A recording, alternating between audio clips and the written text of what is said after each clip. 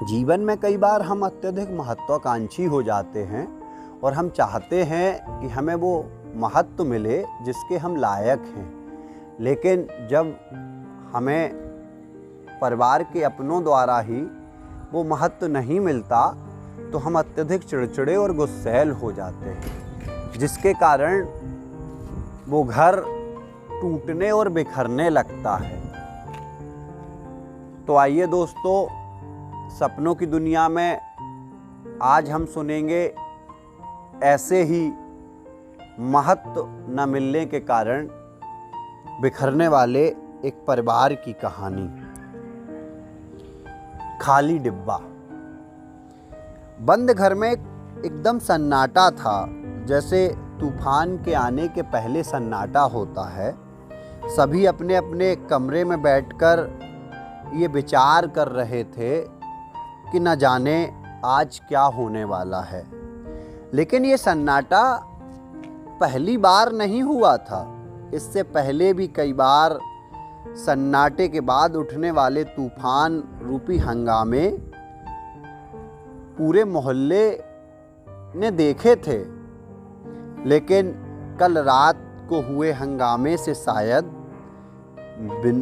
विनोद का मन अब भर गया था कि सहसा विनोद अपने कमरे से उठकर आंगन में बैठी पत्नी के पास जाकर बैठ गया और रुआसी सी आवाज में बोला, सुषमा, क्या सच में मैंने अपने बच्चों के लिए कुछ नहीं किया? तो सुषमा ने बड़े सहज स्वभाव से विनोद से कहा, मैं तुम्हारे लिए चाय बना के लाती हूँ। और सुषमा किचन की तरफ बढ़ने लगी तो पीछे पीछे विनोद भी किचन की तरफ जाने लगे। और जब सुषमा ने चाय में डालने के लिए चाय पत्ती का डिब्बा उठाया तो वो खाली था। तो सुषमा ने उस डिब्बे को बड़े संभाल कर रखते हुए दूसरा चाय पत्ती का डिब्बा उठाया और चाय में चाय पत्ती डालने लगी। तो विनोद ने सुषमा से कहा, सुषमा, इस खाली डिब्बे को इतना संभाल कर क्यों रख रही हो? अब ये कोई काम का नहीं रहा।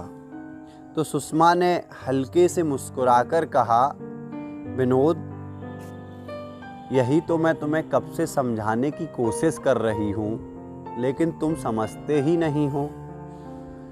उसकी इस बात ने जैसे विनोद के दिमाग में जिंदगी के पूरे जीवन चक्र को चला दिया और उसको सब कुछ समझ में आ गया था। तो विनोद ने सुषमा से उस डिब्बे को बाहर फेंकते हुए कहा, सुषमा, मैंने आज तक तुम्हें कहीं घुमाया नहीं है। चलो हम दोनों वृंदावन घूमकर आते हैं। ये कहते हुए दोनों बड़े जोर से ठहाके लगाने लगे। बस इतनी सी थी ये कहानी।